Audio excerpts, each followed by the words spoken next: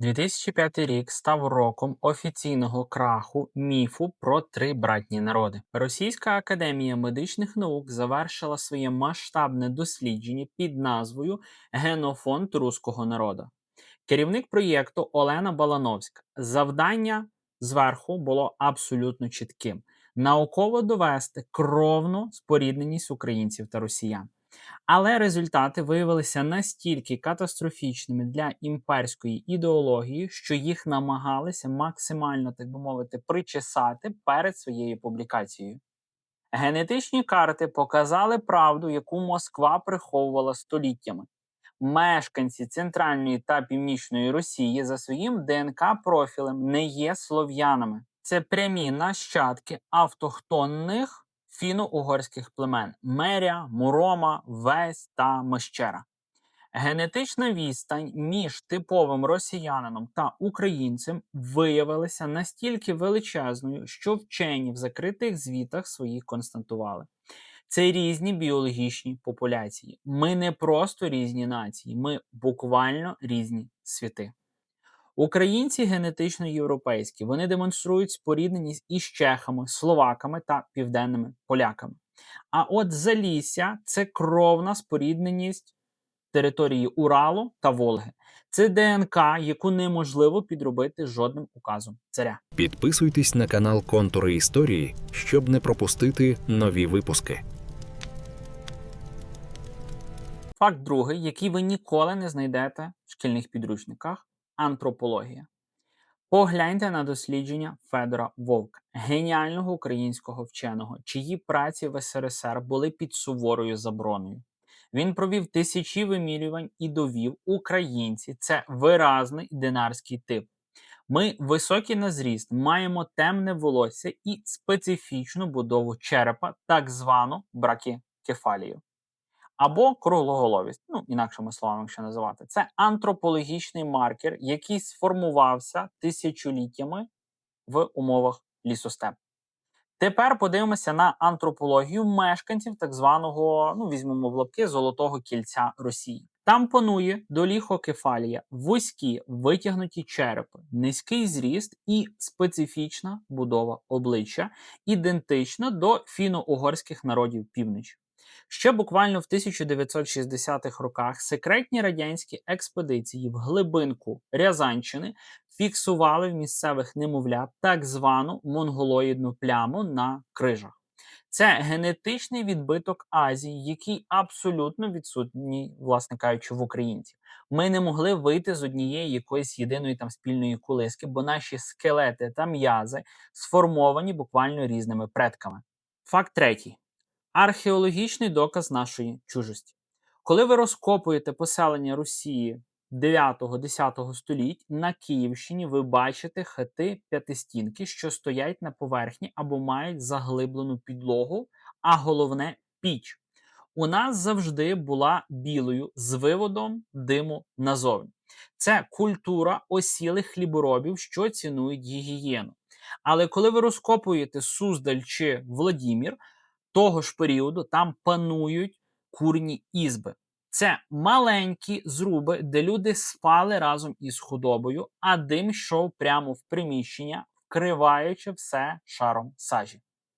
Це не просто бідність, це буквально інший тип мислення мисливців та збирачів північних лісів.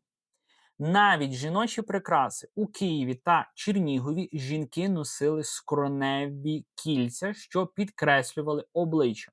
А на Московії в той час важкі, так би мовити, шумячі підвіски у формі лапок, качок чи коней. Це були релігійні обереги фіно-угрів, які мали відганяти духів лісу. У нас ніколи не було спільного побуту. І далі ви дізнаєтесь про факт, який остаточно знищує міф про якусь там спільну вигадану мову. Друзі, ви перебуваєте на каналі Контури історії. Маєте можливість підтримати канал підпискою на, власне кажучи, сам канал та долучитися до спонсорства мого YouTube каналу, підтримати мене як автора. Всі актуальні реквізити будуть в описі даного відео. У вас тут виведені на екрані. Велика вдячність всім тим людям, які вже долучаються і підтримують Ну, власне кажучи, мою роботу. Тут ви зможете побачити, хто підтримує на Ютубі, тут хто донатиме там на Монобанку, Приват. Всім величезна вдячність. Долучайтеся до підтримки, а ми рухаємося далі з вами. Факт четвертий. Міф про спільну давньоруську мову.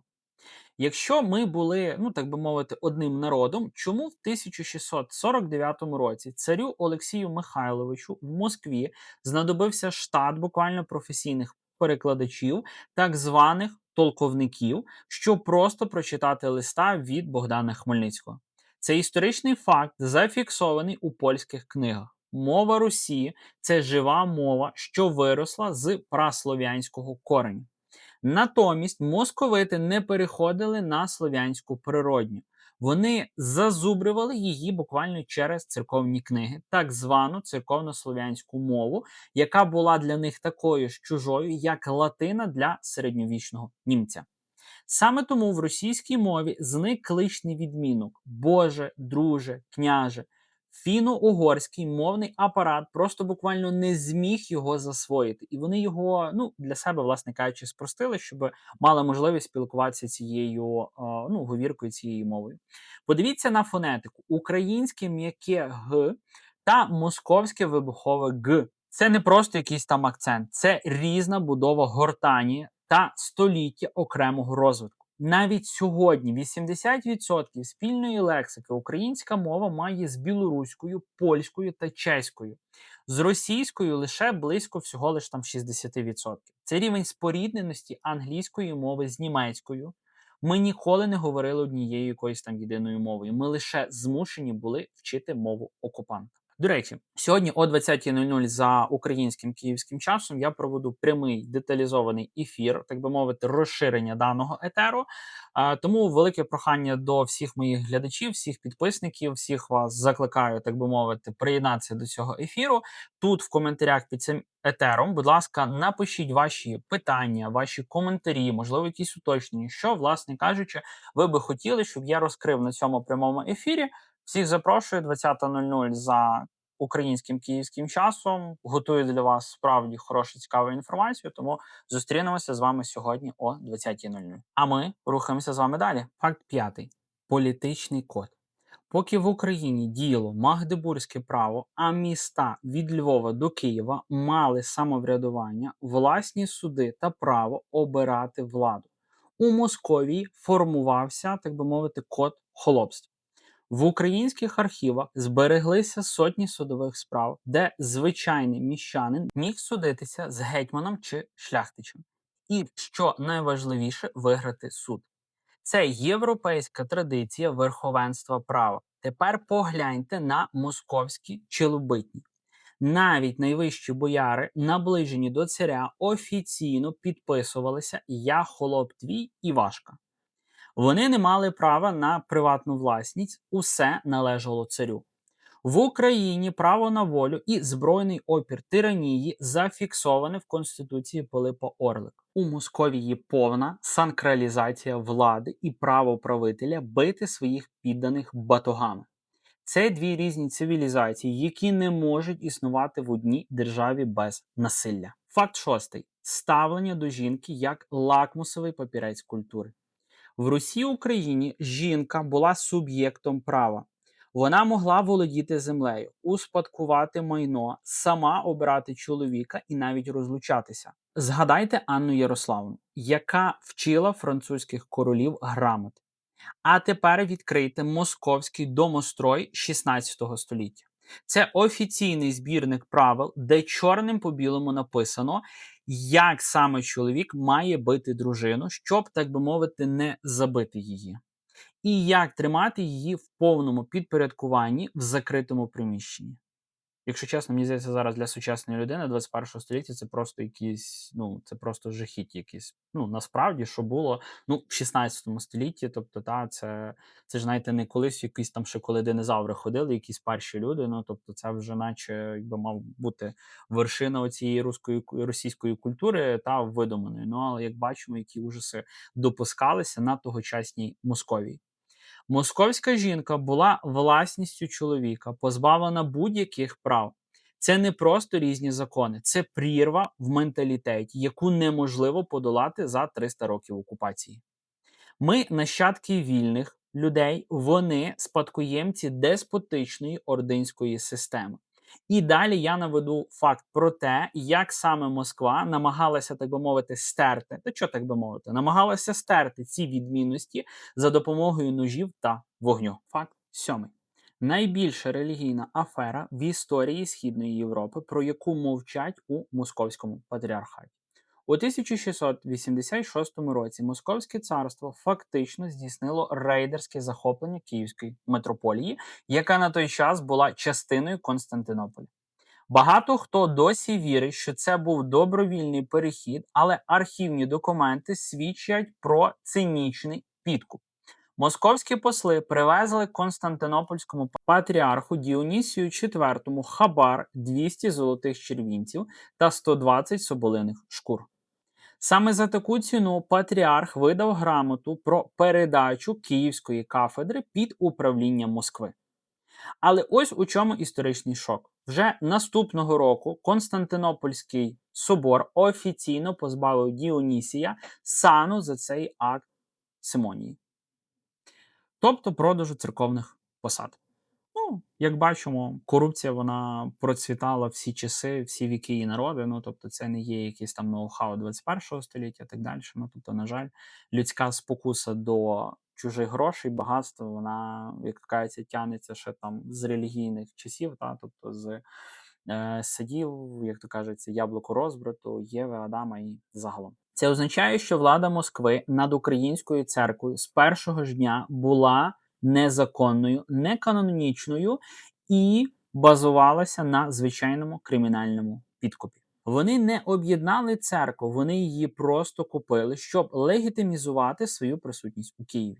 Без контролю над київськими святинями Москва залишалася просто самопроголошеною окраїною православ'я, яку світ не визнавав цілих 141 рік з моменту їхнього самочинного відокремлення в 1448 році. Факт 8. До 1721 року ніякої Росії як держави не існувало в природі. Була Московія, територія, яку європейські картографи чітко позначали як Московія або навіть Тартарія. Петро І, повернувшись із Європи, зрозумів, щоб його державу сприймати всерйоз, їй потрібна древня і благородна історія.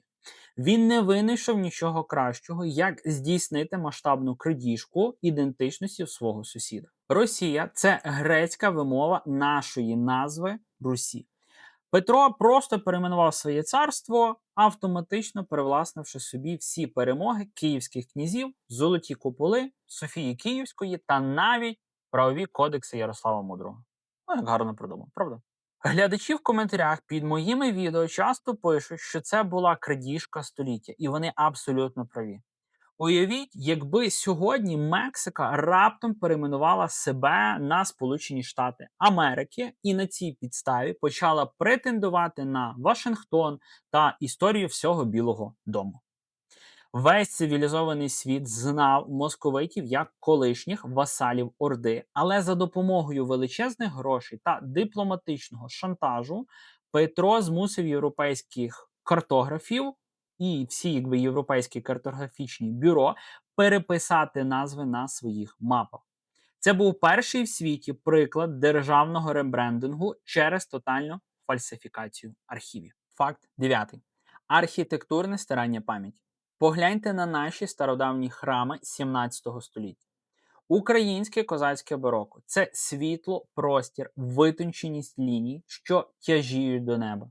Коли Москва остаточно окупувала Україну, спеціальні синодальні укази прямо заборонили будувати храми в українському стилі. Натомість нам почали силоміць нав'язувати так званий руський стиль із важкими цибулеподібними куполами, цибулинами, які ніколи не були притаманні київській традиції. Це було візуальне клеймування території. Вони перебудовували наші собори, фізично збиваючи герби українських гетьманів та меценатів, замазуючи фрески з козацькою старшиною. Вони хотіли, щоб навіть каміння забуло справжніх господарів цієї землі. Києво-Могилянську академію, яка на той час була потужним інтелектуальним центром буквально всієї Європи, Москва поступово звела до рівня провінційної семінарії, висмоктавши звідти всі наукові кадри до новостворених академій у своєму Санкт-Петербурзі. Вони не творили своє, вони буквально паразитували на нашому. І далі ви почуєте той самий факт про те, як вони фізично нищили кожного, хто намагався викрити цю їхню брехню. Факт 10. Україна ніколи не знала кріпацтва в тому дикому вигляді, в якому воно існувало в Московії. Поки український селянин був вільним козаком-господарем, який мав право власності на землю та зброю на Росії, вже буквально століттями панувало фактичне рабство. У 1783 році Катерина II своїм указом офіційно запровадила кріпацтво на лівобережній Україні. Це не була якась там певна реформа, це був акт колоніального поневолення вільного народу. На Московії селянин міг бути проданий буквально як худоба, розлучаючи його зі своєю сім'єю, обмінюючи людей на породистих собак. Собі уявіть просто на секундочку, от є жива людина, в нього є сім'я. Навіть якщо візьмемо, що це там 18 століття, це є московит. Тобто, 18 століття вже його кінець. Вас можуть взяти, відлучити від сім'ї, обміняти на собаку породисту. Я собачник, я люблю собак, але це в голову просто не вкладається, що от тебе беруть з твоєї сім'ї, не знаю, дітей залишають сиротами без батька, допустимо, чи без матері, і на когось обмінюють. Ви собі просто уявіть, якщо проглянути від 18-го кінця століття до зараз, до 21-го, яку величезну емоційну, не знаю, психологічну травму цей народ пережив, що вони зараз, власне, є рабами сучасного їхнього цього московського карлика, що вони не можуть ніякі ні повстання, ніякі протести, мітинги, нічого вони не можуть зробити, повстати проти свого цього царя, бо їм буквально на генетичному, їм на рівні ДНК заклали, що їх вони ніхто, вони холоп, раб, кріпак, і вони так, на жаль, і по сьогоднішній день живуть. Насправді це, якщо брати з точки зору людяності та якийсь певний гуманізм включити, насправді це дуже і дуже страшно, як би це зараз не звучало. Це був їхній природній стан. В Україні ж це викликало шок і запеклий опір, який тривав десятиліттями. Москва принесла сюди свою рабську модель економіки, де людина – це буквально лише ресурс для збагачення царя. Вони нищили наш середній клас. Вільне козацтво, бо вільна людина з власною землею ніколи не стане на коліна перед московським царем. Це був свідомий удар по нашому економічному генофонду. Факт 11. Фундаментальна різниця в способі життя. Община проти хутора. На Московії земля належала громаді, так би мовити, общині, яка щороку перерозподіляла наділи між селянами.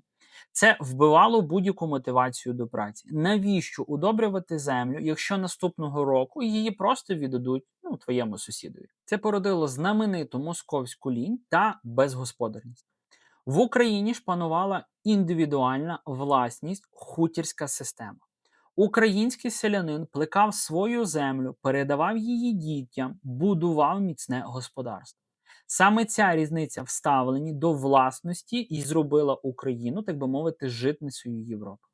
Тоді як російська глибинка століттями перебувала в стані хронічного голоду та антисанітарії.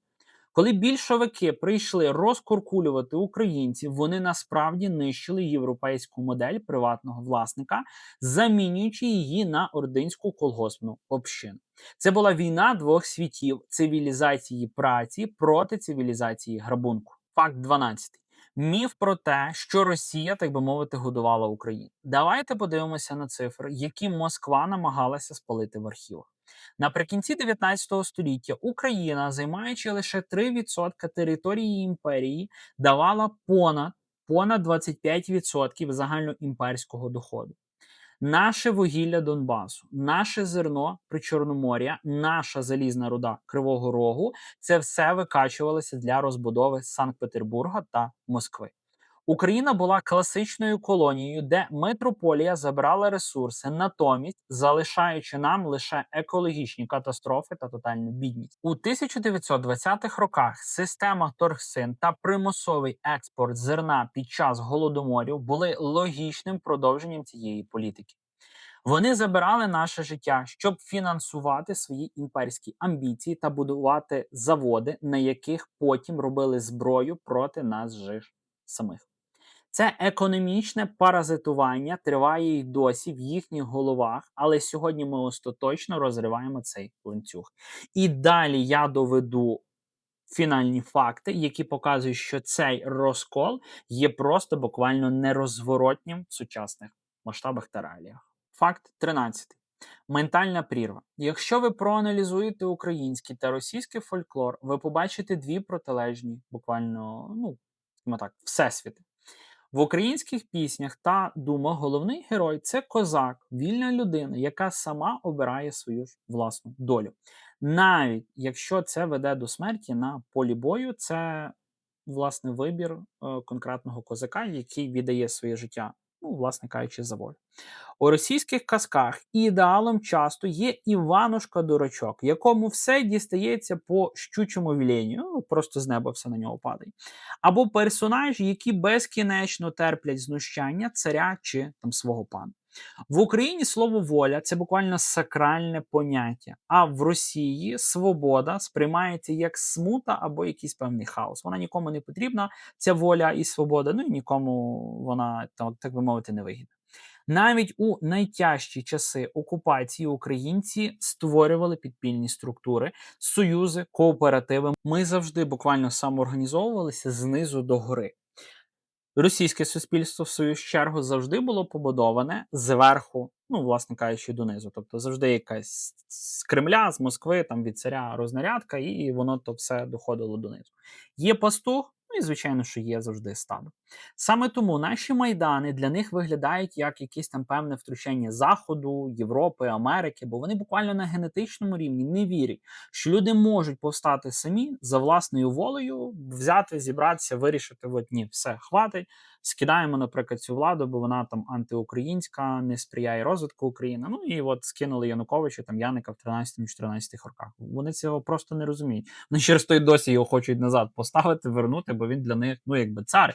Він для них легітимно вибраний президент. Раз його вибрали, все, значить він пожиттєвик їхнє, то Пуйло має, ми його маємо доношувати, поки він не помре, і мавзолеємо, напевно, в центрі Києва ми мали би за їхню логіку побудувати. Тобто, щоб ви розуміли, я зараз трошки так, саме іронією, тобто мається на увазі такими певними перегибами, можливо, але щоб ви розуміли просто масштаб цієї різниці між їхнім менталітетом та світом сприйняттям і, власне кажучи, нашим українським. Наскільки між нами просто колосальна прірва, що, по-інакшому просто і ніяк не буде, вже, напевно, і не може бути, тому і ми маємо ті постійні з ними конфліктами, бо вони сюди постійно лізуть, і вони не розуміють просто нас, що ми окремий народ, і відчепіться від нас, та і все, і живіть там на своїх болотах, тіштеся, власне, наказом свого там господаря, государя. Факт 14. Москва століттями намагалася привласнити наших героїв.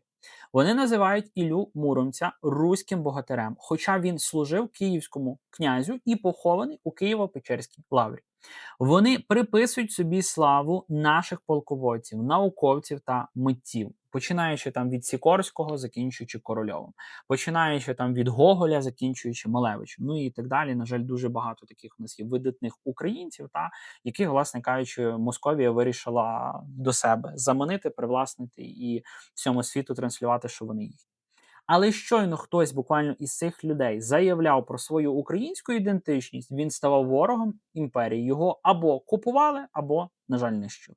Це була системна політика інтелектуального пограбування. Глядачі часто запитують у коментарях, чому вони так тримаються, власне кажучи, за Київ, за нас і не можуть від нас відчепитися. Відповідь проста. Без Києва Росія – це територія без коріння. Це гігантська випадковість на мапі світу, яка не має своєї взагалі ніякої, власне кажучи, історії. Їхня велич побудована на фундаменті, який вони вкрали у нас у 18 столітті. І сьогодні цей фундамент нарешті почав тріщати під вагою їхньої власної колосальної тотальної брехні. Факт 15 і буквально найважливіший. Сьогодні ми проживаємо момент, який історики майбутнього назвуть великим розривом. Це не просто війна за території, це війна за право бути самими собою. Ми остаточно повертаємо собі свою назву, свою церкву, свою мову і свою справжню непереписану Катериною II історію. Ми вже не просто не Росія, ми антипод їхньої деспотичної системи. Кожна ракета, що летить у наш бік, лише глибше вбиває клин між нами, роблячи цей розвал буквально вічним. Генетичні дослідження, про які я згадував на початку цього етеру, лише підтверджують те, що ми відчуваємо серцем. Ми різні на рівні клітин, і ця різниця наша найсильніша сила. Ми нація-творець, а вони нація-руйнівник. Ми йдемо додому в, власне кажучи, Європу, а вони повертаються у своє рідне Залісся, де завжди панував закон сили, а не сила закону. Я навів вам 15 незаперечних фактів, які доводять міф про один народ – це наймасштабніша спецоперація в історії людства. Але це буквально лише вершина айсберга. Є речі, які я не можу, на жаль, озвучити в записаному відео через цензуру та певні обмеження платформи. Є документи, які я знайшов в оцифрованих архівах, що викликають мороз буквально по шкірі. Саме тому я чекаю вас на своєму прямому ефірі сьогодні о 20:00 за Києвом. Наш останній розкол, стрім стане точкою, після якої ви більше ніколи не подивитеся на нашу історію очима імперських підручників. Ми розберемо ваші питання, які ви зараз можете написати під цим прямим, власне кажучи, під цим відео. Заглянемо в секретні укази і разом поставимо крапку в цій буквально 300-літній суперечці. Посилання вже чекає на вас в описі та в першому закріпленому коментарі під даним відео. Ставте нагадування прямо зараз про прямий ефір. До зустрічі о 8 вечора. Долучайтеся до підтримки спонсорства каналу на Ютубі. Слава Україні! Побачимося з вами в чаті. Підписуйтесь на канал Контури історії, щоб не пропустити нові випуски.